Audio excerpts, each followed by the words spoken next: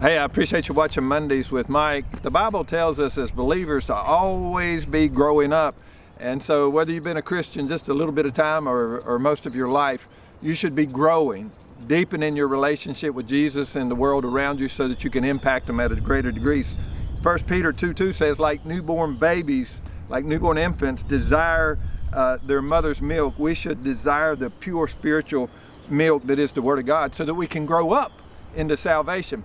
And what happens is, though, oftentimes we kind of plateau, we stop growing for whatever reason.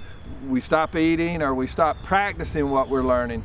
And we talked yesterday about Gaposis showing up. There should always be a little Gaposis between what I'm learning and what I'm applying, because I'm growing, I'm taking in stuff, and so I'm always increasing the upper level of the gap as I learn. But if I don't apply what I'm learning, then the gap gets bigger and bigger and bigger, and eventually I just got this really big Gaposis. So today, this week, I want you to do something.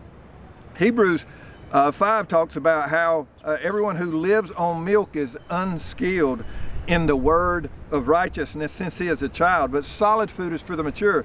And that word unskilled is actually inexperienced. In other words, it's like you got the stuff, you just don't have the experience. So this week, I want you to practice. I want you to go train yourself. I want you to go actually put to work the stuff you know about the gospel so that your life is worthy of the gospel. And as you do that, as you go out in the week and train yourself, do something that's uncomfortable, do something that stretches you, not with the knowledge of the gospel, but how you apply it in your life and the life of those around you that God's put you to influence. And so this week, close the gap. We all got a little Gaposis, but this week, practice what you know about the gospel so that your life is more worthy of the gospel. As you put it on the scales, it'll balance out. Here's the gospel and here's my life.